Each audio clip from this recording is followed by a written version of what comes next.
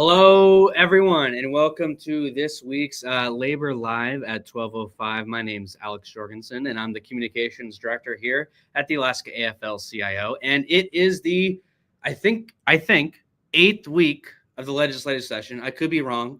Time seems to be flying.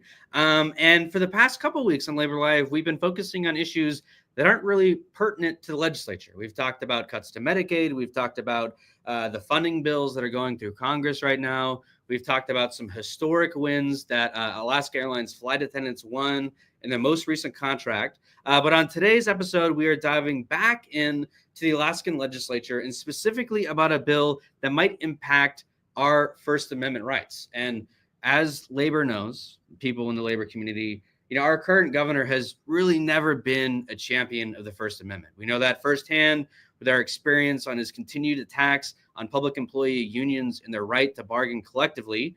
But he's also introduced a bill this year that was introduced last session as well that could limit your First Amendment right to protest and peacefully assemble. So I thought, what better guest to bring on than the policy director, Mike Garvey at the Alaska I'm so used to saying Alaska AFL-CIO at the ACLU, yet another important acronym in our community. So, Mike, welcome to the program. Thank you so much. Can you hear me okay? Yeah, sound perfect. You sound crisp. Excellent. Yeah, so could you maybe tell us, before we kind of dive into the topic, a little bit about what the ACLU is, maybe a little bit of its background? Yeah, absolutely. So the ACLU, so we're the American Civil Liberties Union of Alaska here. We have a structure. I don't know how AFL is structured, AFL-CIO, but we have a nationwide organization as well as affiliate organizations in every state and territory. So I'm the policy director for the Alaska affiliate, and we work closely with our national colleagues, but the majority of our work focuses on the state of Alaska, and it's I actually also used to work for the national organization, and it's quite a distinct difference in how we do our work, and it's actually quite nice to do work that is focused on one particular place because our needs are so, and the geography, everything about Alaska is unique. It's so unique. I love it. Yeah, and I think that's true. The AFL-CIO is set up in kind of a similar manner where we're a state federation that is a subpart of the national, like the national ACLU, and things get very muddled up at the top sometimes. But I think when you're working on the state level, it becomes very clear of what our mission is and what our priorities are, which I think is always exciting. But today we are kind of talking things First Amendment, kind of talking about the right to peacefully assemble, and maybe what is that right? What is the importance of that right to peacefully assemble? I know for us as labor, that's really important because that's kind of rooted in our right to strike, which is entirely part of what our movement has been about in our history. Absolutely. Yeah. And I think that kind of, to connect your first question with this, the basic mission of the ACLU, wherever it is to defend and advance the rights that are found in the Constitution. And that includes, the fundamental First Amendment that is found in the U.S. Constitution and the same rights that are also protected in the Alaska Constitution, which is the freedom of expression, freedom of speech. And that entails a lot of different things. That includes the freedom of the press, freedom of speech, and a lot of different forms, but also critically, and I think this gets to your point, the freedom of association and freedom of assembly. So protected within the First Amendment is the freedom to organize. Because what is labor organizing other than, at its core, getting together around a shared interest? Right? Absolutely. That's the name of the game. Yeah. And actually, I mean, it's, at this point, the ACLU is a little over 100 years old, but some of the first work that the ACLU did was around labor organizing back in the 1920s. Around, I know that the Palmer Rays were part of the first cases and advocacy efforts that the ACLU took up, and other efforts to protect labor organizing around that critical decade as well. So it is definitely both the First Amendment and protecting labor rights are fundamental to the organization.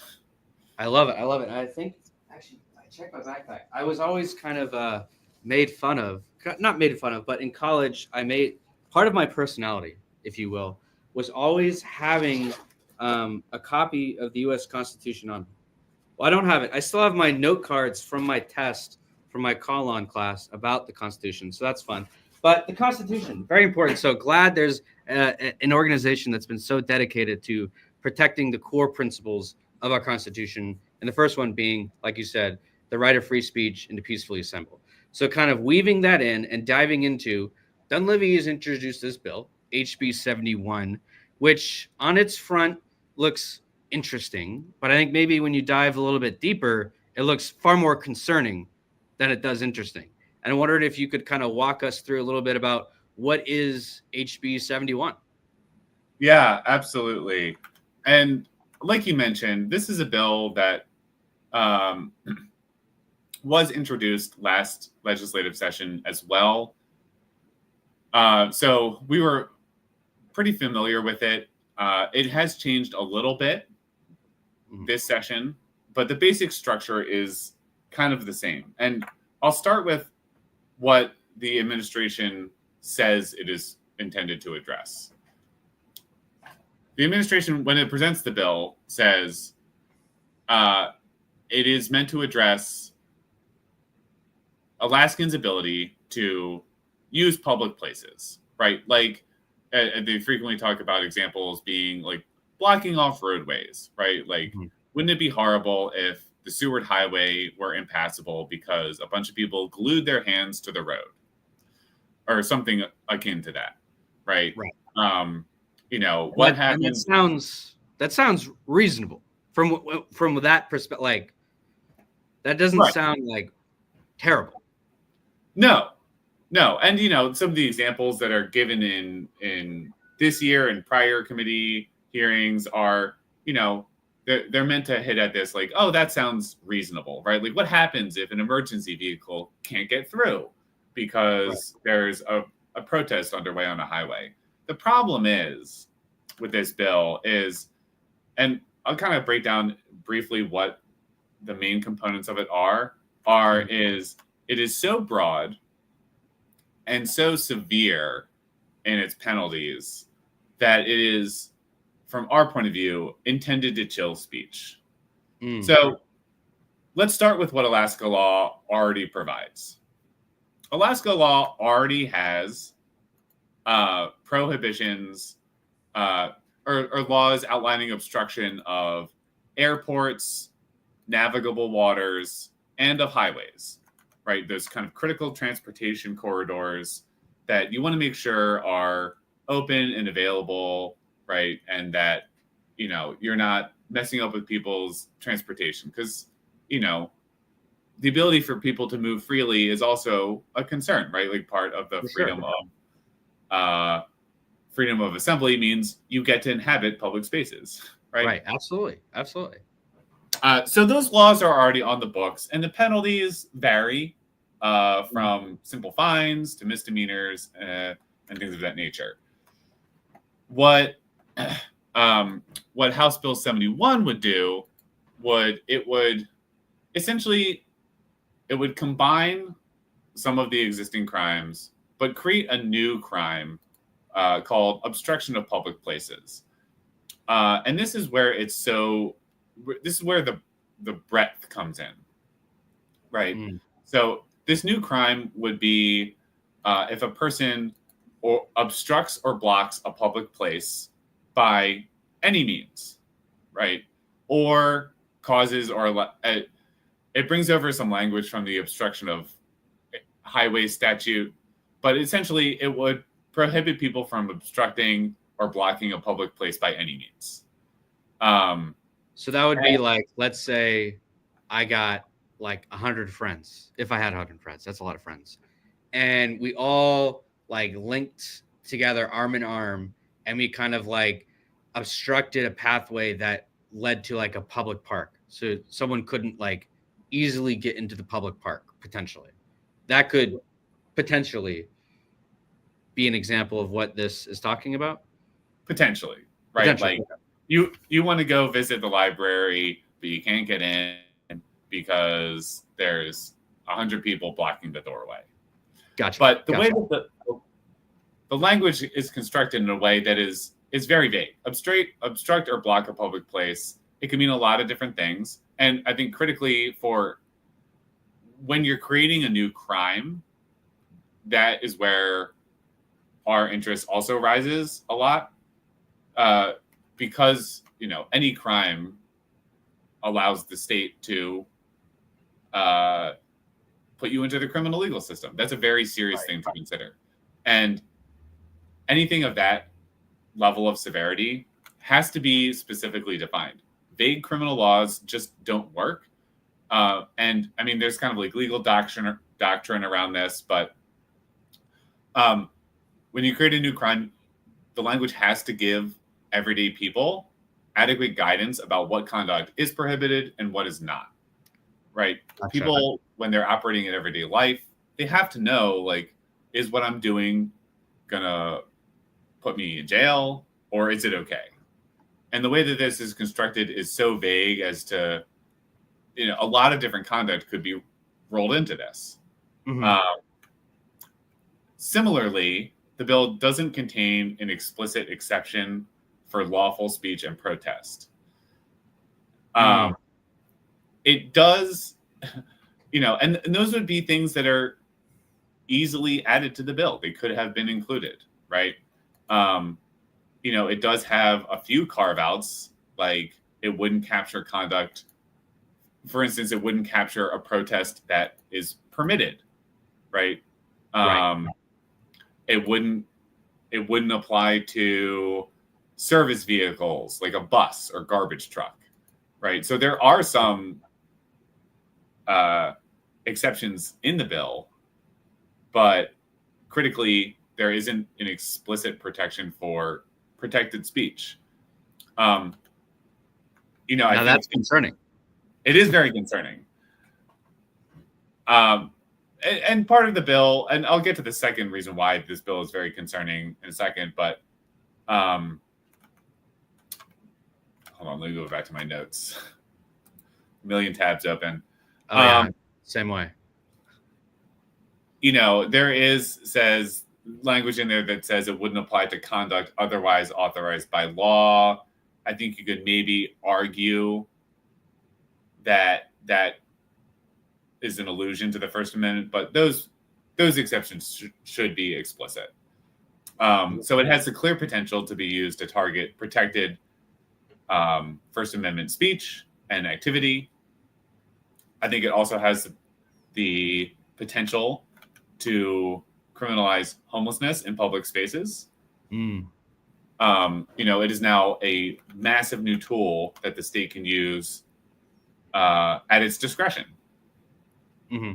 Right. And criminalize people that could have been dealt with in a different manner, but instead choosing to go this route of charging them with a felony. Right.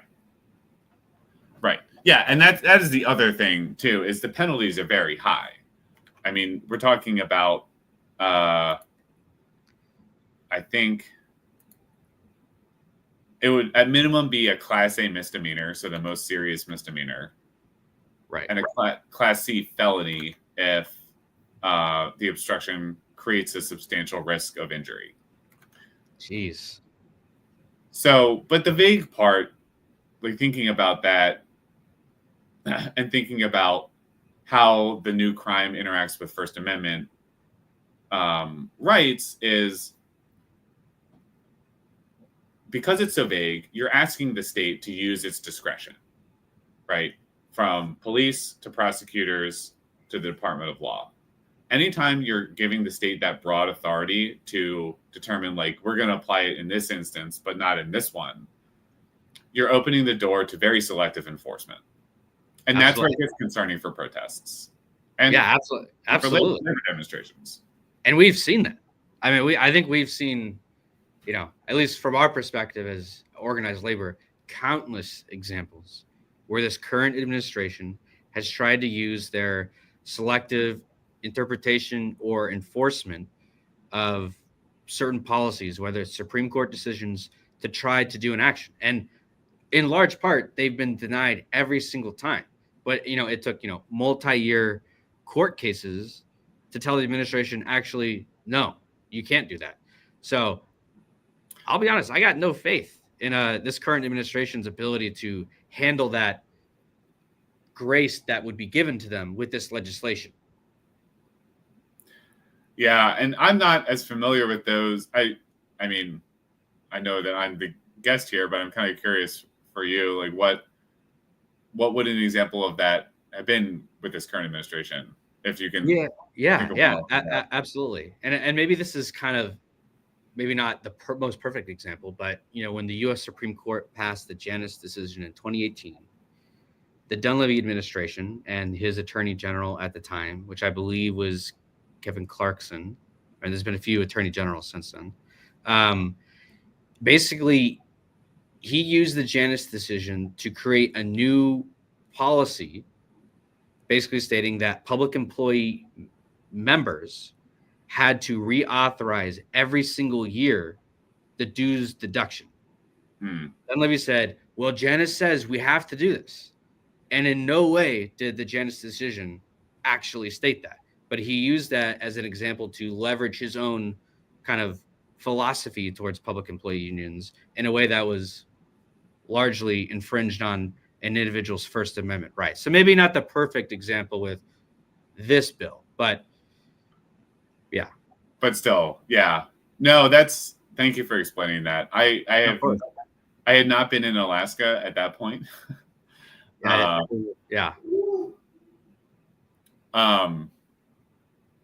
Yeah. And I was reading one thing in the sectional for this bill, HB 71, that there's a whole other section about, so we have the felonies, the increased penalty, which definitely big chilling effect, as you mentioned, on speech. Like, am I going to get charged with the highest level misdemeanor? But then also you have this civil liability that's created. Could you talk a little bit about that? Yeah, absolutely. That is definitely the other very concerning part of the bill. So it would add a new civil liability for violations of the crime and for obstruction of free passage in public places. Civil litigation is complex, but essentially this would create, it's unlike most kinds of civil liability. So this is called strict liability, meaning that it wouldn't be necessary to prove that a person who is demonstrating or obstructing a place is acting out of negligence or unreasonably or with that intent. But just the fact that they knew they were obstructing a public place would be enough to make them liable. And that's a lot of liability. Right. And then, it wouldn't make a person liable to the state, or it would make people liable to other people. So you could potentially see an example where, like, let's say that there is a demonstration, right? And you have someone who's passing by and trying to get into that library, and this law were on the books.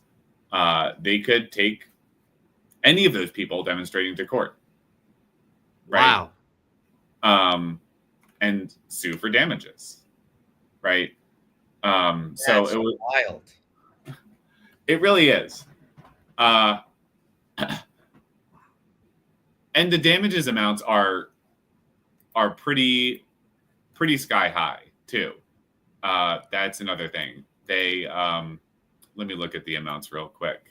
So, and the amounts that could be awarded aren't based on actual damages. So it's not like, this demonstration caused my car to get totaled, therefore I'm asking for $40,000 or whatever a car costs these days, probably much more than that. But it would just, so you wouldn't have to prove that you lost a thing. It would be anywhere from $10,000 to $500,000. That is nuts. And that does depend a little bit on some of the outcomes, right? Like $500,000 would be for a person who suffered death. I don't know how that actually compares to the civil liability for other types of like wrongful death scenarios. But it's it's the breadth again that comes out, right? Like a person is liable for the conduct of another person if they're by words or inaction aiding, encouraging, or authorizing the conduct of a protest, including by participating in it, directing or advising it, soliciting people to engage in it, or conspiring to engage in it. So it's kind of like anyone who is involved at any stage of a demonstration. That is broad. So breaking that down, let's say, so we have this supposed action at the library. Maybe someone creates a flyer. That flyer gets put on social media, as oftentimes these types of public displays of action do. And if someone aided and abetted in the dissemination of that material by retweeting it or sharing it, they could potentially be held liable from someone that was obstructed from going into the library, potentially. Yeah, that sounds about right. That is nuts. I will say the one new component of this bill that wasn't in last year's was we saw those broad, severe civil liabilities in last year's bill, but this year adds a qualifier that a person is liable for someone else's conduct if they acted with actual malice. Oh, so okay. That is a little different. Different threshold, different type of and requirement there. Yeah. I will say, I'm not a lawyer. Yeah, look at us, a couple of non-lawyers discussing the law. It can get crazy. So I really don't want to get over my skis here, but for sure. Out of fairness to the administration, that is new and may dilute the impact a bit. So, but still, it is. I think when we look at the bill as a whole, what conduct is this actually meant to address? And getting, we heard in a committee hearing last week that existing law already is able to address, I think the Attorney General said 97% of, this is meant to address behavior that law, 3% of hypothetical scenarios aren't addressed by current law. So I just, to us, this bill is meant to deter speech. For sure. Rather than address a real world concern. Yeah, they've created this expansive provision only to try to go after this 3% of hypotheticals when maybe they could have crafted a more tailored piece of legislation to just focus on those small things. But instead, they've crafted something much broader than it really maybe ought to be to try to solve the problems they are attempting to solve. Right. And I think, thinking about the laws that we already have on the books, like the examples that were talked about in the committee hearing, certainly you had roadways mentioned. So we already have an obstruction of highways. What I think is concerning about this is thinking about the public, sort of like the philosophical public square, right? Yeah. Your First Amendment rights are the strongest in public places. So public streets, public parks, public venues, right? That's why these are often sites of demonstrations, right? So it is concerning when you're introducing huge penalties to address the hypothetical scenario of people gathering in front of public buildings. Right. Absolutely. Well, thank you for walking us through this kind of very chilling bill. I think when you really look at the details. So what can people at home do about it? Like, who should they be contacting, or like kind of what are the next steps for people to maybe get involved and share their voice if they don't want this to pass? Yeah. So I can think of a couple things. Is it okay if I kind of give you a legislative landscape of where this bill? Oh yeah, please do. Please do. So it was introduced in the House as House Bill 71, and typical with governor's bills, was also introduced in the Senate as Senate Bill 74. Both bills, it's only been heard once. It was heard last week in the House Transportation Committee, where, they had a presentation from the Attorney General. I don't know that there's going to be a next hearing. I do know that at the end, one of the co-chairs held up a folder full of at least 300 comments opposing the bill. That's so awesome. It's already received significant public opposition. So I think there's probably, hopefully, a disincentive to hear it again and to move the bill. But you never know when these are going to get heard. So a couple things I will mention. One will be, sorry, I should have had these ready. Oh, you're good.